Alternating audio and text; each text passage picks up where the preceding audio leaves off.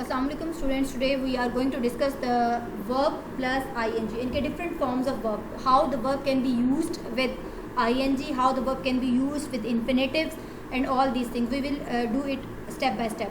Today we will discuss the unit number 53, which is on the page number 106 in your resource pack.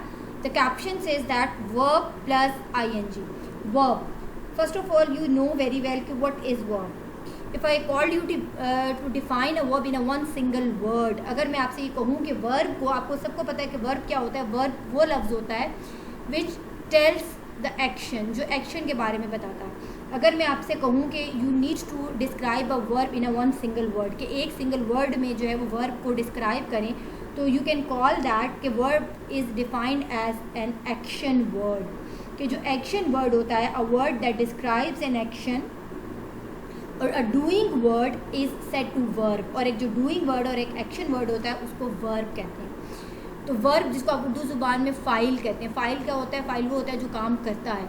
Verb place a sentence can not be completed without a verb. एक जुमले में verb, आप एक simple अगर मैं जुमला कहूँ, he plays cricket, you can see that in this sentence these are three things.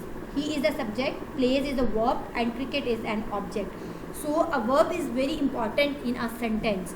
Sentence में जो है वर्ब जो है वो इंपॉर्टेंट होता है. Verb tells us about the action. Verb हमें एक्शन के बारे में बताता है.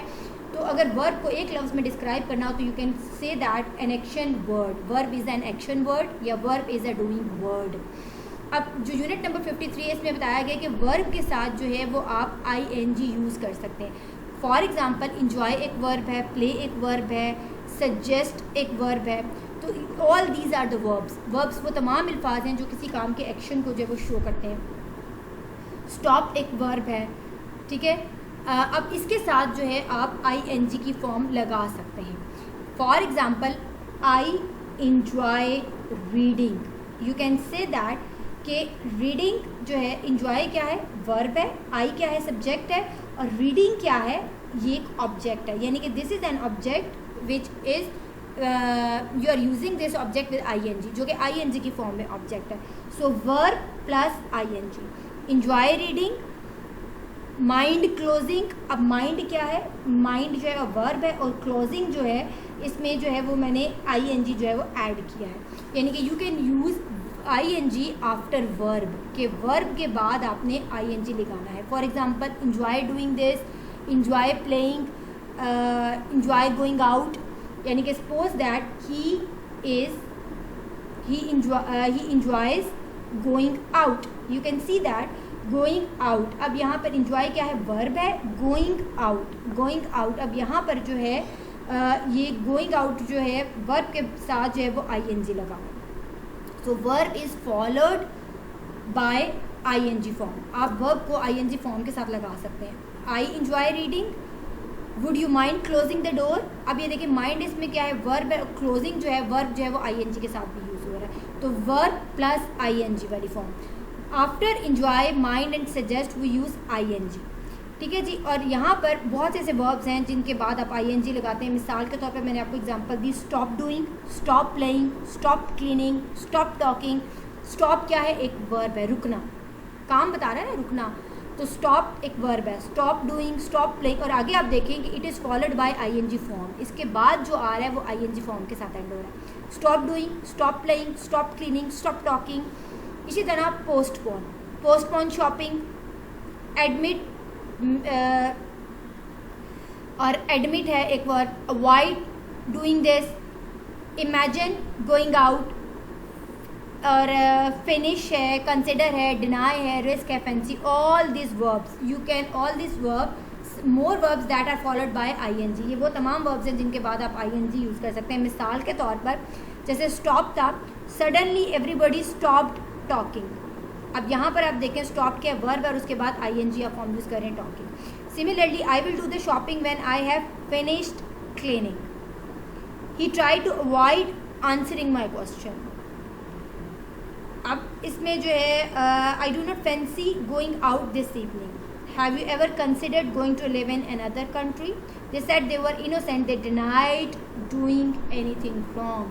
तो अब यहाँ पर डिनाइड जो वर्ब है, डूइंग जो है I, it is followed by ing. तो here the unit tells you the verb, when the verb is followed by ing form, जब वर्ब जो है वो ing फॉर्म के साथ जो है फॉलो होता है.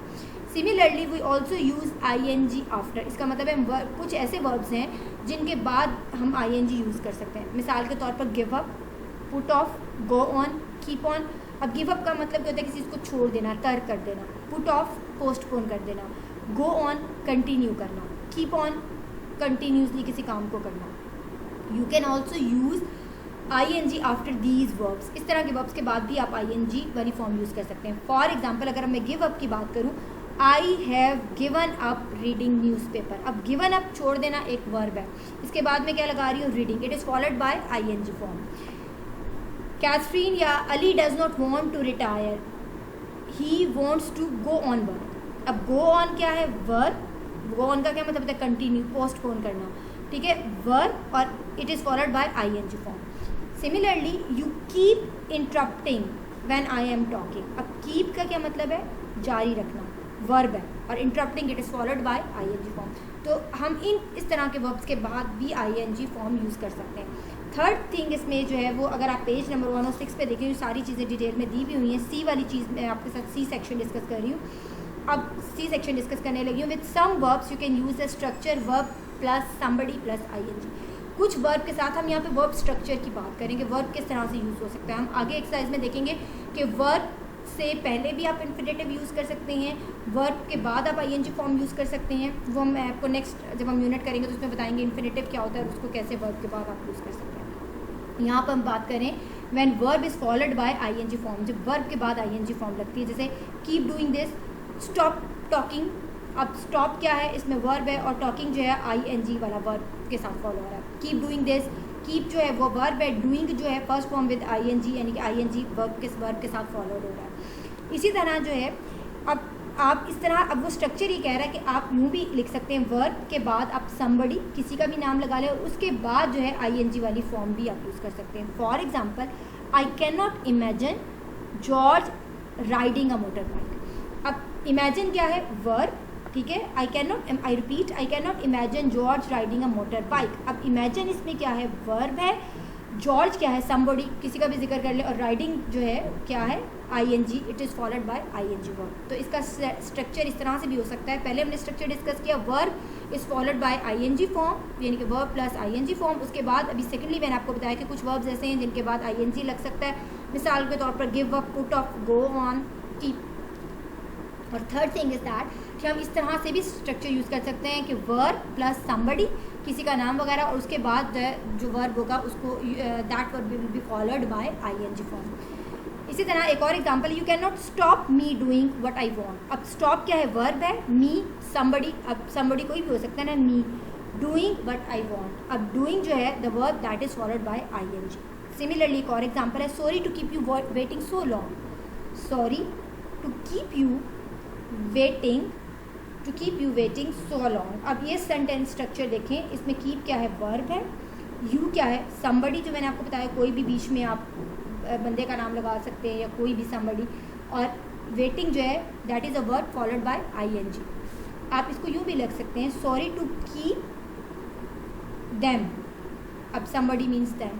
Sorry to keep Ali waiting. तो this is the same structure, verb plus somebody plus verb with ing form. So this is on the page number 106. Now 107 पे अगर आप आएँ तो इससे रिलेटेड एक्सरसाइज दी हुई है. मैं कैप्शन पढ़ रही हूँ 53.2 की, जिसमें लिखा हुआ है कंप्लीट ईच सेंटेंस. आपने हर जुमले को कंप्लीट करना है with one of the following verbs. आपको कुछ वर्ब्स दिए हैं वर्ड बैंक के अंदर, आपने इनकी करेक्ट फॉर्म में जो है लगाकर जुमले को जो है वो कंप्लीट करना है. अब जैसे ऑलरेडी अभी जो हमने पहला स्ट्रक्चर पढ़ा था, वर्ब, और उसके बाद जो वर्ब आएगा वो ing के साथ आएगा. मिसाल के तौर पर, could you please stop dash so much noise. Could you please stop, stop already verb है. अब इसके साथ जो वर्ब आएगा वो ing को फॉलो करेगा. Could you please stop making so much noise.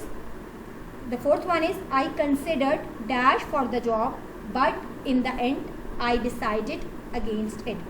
I considered itself is a verb, consider करना.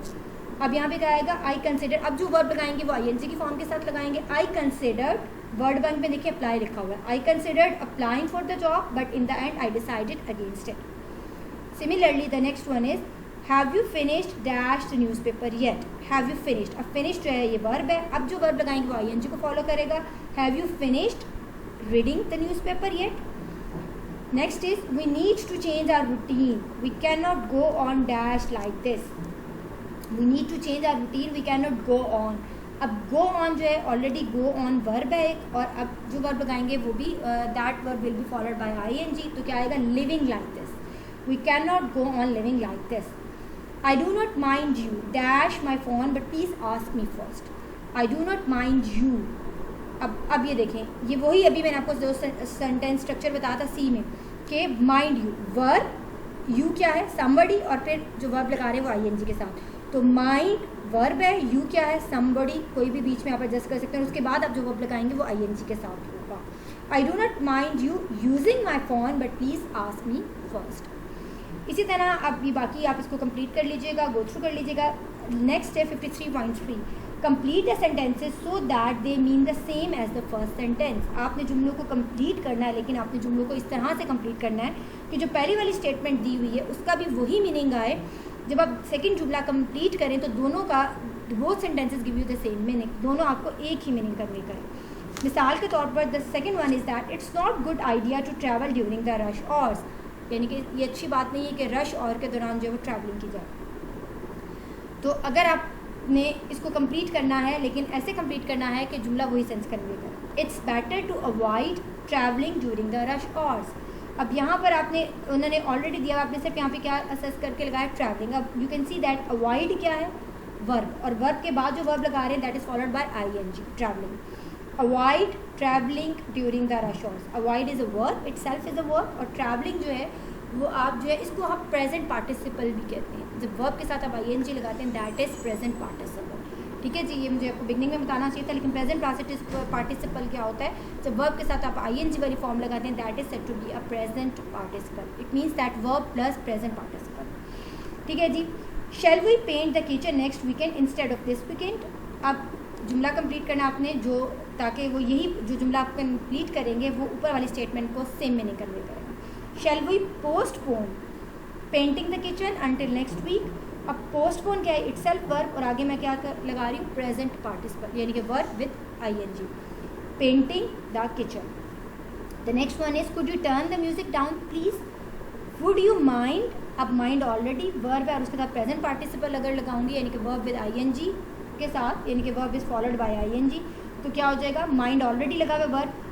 Would you mind turning the music down please. The next is please do not interrupt all the time. Would you mind not interrupting all the time? ठीक है जी. इसी तरह जो है 53.4 है कि use your own ideas to complete the sentences using ing, यानी कि प्रेजेंट पार्टिसिपल लगाना है आपने और अपने आइडियाज़ को यूज़ करके अपने जुमलों को कंप्लीट करना है. Second one is that is 53.4 exercise. It is on the page number 107. I am not feeling very well. I do not fancy dash. I do not fancy. Fancy itself is a verb. इसके साथ present participle लगाएंगे. I do not fancy यानी कि present participle means verb with ing. I do not fancy going out. I am afraid there are not any chairs. I hope you do not mind sitting on the floor. It was a beautiful day, so I suggested going out. Now you can complete this exercise. So we will later on we will also discuss it in Zoom class.